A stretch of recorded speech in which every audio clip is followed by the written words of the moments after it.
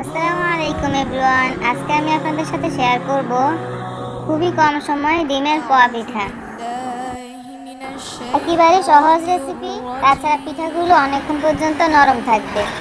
এর জন্য এখানে আমি 1 কাপ ময়দা, হাফ কাপ চিনি, স্বাদ মতো লবণ, 1 টেবিল চামচ বেকিং পাউডার, সাথে একটি ডিম অ্যাড করে নিচ্ছি। ডিম দেওয়ার পর হালকা করে মিক্স করে নিব। এরপর এখানে দিয়ে দিলাম 1 কাপ লিকুইড দুধ।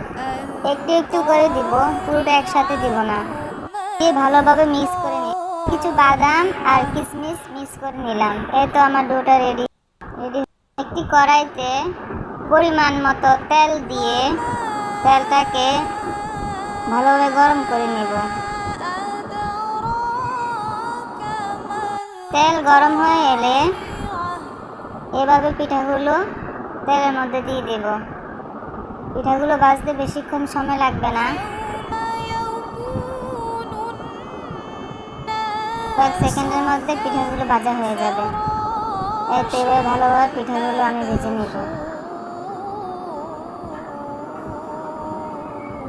ভিডিওটি ভালো লাগলে লাইক, শেয়ার, সাবস্ক্রাইব করে দিবেন। দেখতেই পাচ্ছেন পিঠাগুলো মাশাআল্লাহ অনেক ফুলকো হয়েছে। অনেকক্ষণ পর্যন্ত নরম থাকবে। আল্লাহ হাফেজ।